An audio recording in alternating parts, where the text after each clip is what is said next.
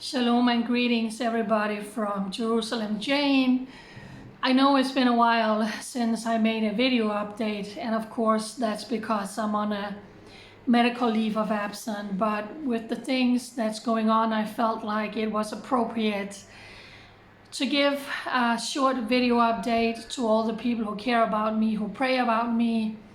We are in the midst of a heat wave. I just got home. So I want to give an update about what happened when I was in the hospital today, what happened to me, and regarding the terror attack. I left my house this morning at 7:45. I went to the big Hadassah in Kerem hospital.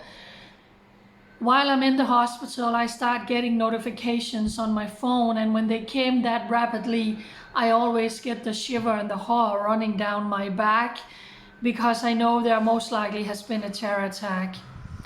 So in Samaria, at the Takor Junction, a man around in his 30s was out driving with two of his daughters, and a passing vehicle, it was a drive-by shooting by terrorists in a passing vehicle, and they severely injured the father who was driving the car. He was shot in his upper part of his body, and his two daughters were lightly injured, so he was evacuated to Sarah Zedek Hospital here in Jerusalem, and he is right now undergoing treatments. Of course, his two daughters were lightly injured and they were treated on the spot.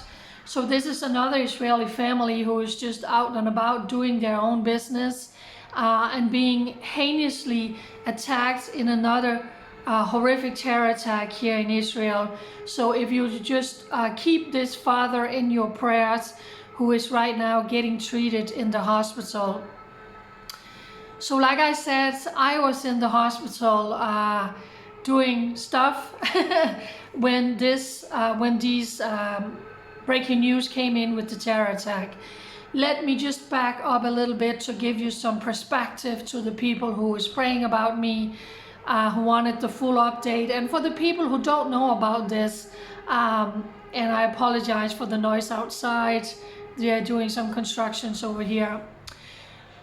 So in the month of March, I started having severe pain in my left knee. It became more and more severe and bad. So I went to see my family doctor. Here in Israel, there are 4 big health providers, and when I got my health insurance, they said, okay, you know, we are part of this health provider. This is where you need to go and get treated. So in each health provider, they have all the doctors. They have dermatologists, gynecologists, skin doctors, they have orthopedic doctors, they have family doctors, and you can get all kinds of treatments. So I went to see my family doctor, and she says, I'm going to send you to one of the orthopedic doctors within our system. And he was the guy that I went to see, and he examined me, and he said, I am pretty sure from the x-rays that was done and the way you describe it, that you have a menisc injury. So he sent me to have an MRI, and that has to take place in the hospital. I had the MRI, it confirmed that I have actually a complicated menisc injury. So I have been seeing that orthopedic doctor in my own health system, and he referred me to have physiotherapy. I have had 8 sessions of physiotherapy, and it's just not getting any better. So that's when I went to see that orthopedic doctor last week. He says, okay, now we have done as much as we can for you. The next step is for us to recommend you to go and get treated in one of the big hospitals. So I got the referral from this doctor to go to the hospital. And that's what my health provider and my insurance, they approved as the first step, to go to the hospital and to see an orthopedic doctor. And that approval was given on Friday. I went to have that printed out. So that is why I went to the hospital this morning, to make an appointment to see an orthopedic doctor in the hospital. it was a very, very sweet secretary. It took them a little bit of time to work it all out, to find out why I was there and to look at all the paperwork. She had another one help her. And then eventually she says, okay, here's your paper and here's the date for you to come here to the hospital and see an orthopedic doctor. So that is why I'm sitting down, I'm looking at these papers, and that's when the terror attack occurs and I start getting the notification on my phone. So I'm looking at the papers and I can see that the permission that I got, the approval that I got from my health provider to go and see this doctor expires on August 24. And then I look that the appointment I got to see the doctor was September 5. So of course that's not good. And I was like, what to do? And it just so happened that the door opens and the secretary who had just given me the appointment steps out. So I said, listen, excuse me, can I just show you that the appointment you just gave me is after that my approval is valid?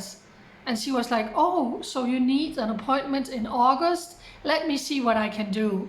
So she goes back to the computer and I'm sitting there saying, so initially my appointment was given for September 5 to see the orthopedic doctor in the hospital. Let's see what she comes back with. So she comes back and she says, I managed to give you an appointment in August, so now you can come and your permission is valid. And I was like, thank you very much. So I looked down at the paper and the appointment she just gave me. So I went from having an appointment for September 5 and she moved it all the way up to August 1st. So she literally moved it up a whole month.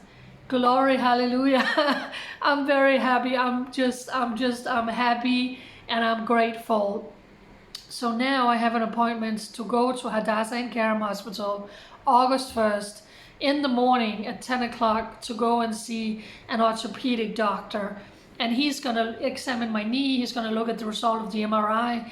And then he is the one who's going to make the decision. And I'll say, yeah, your menisc injury is so severe that now we are going to move forward with surgery. So thank you so much for praying into this whole situation. I really appreciate it. I believe in the power of prayer. So you have been with me this whole time and I am very, very grateful. I will keep you updated. Bye.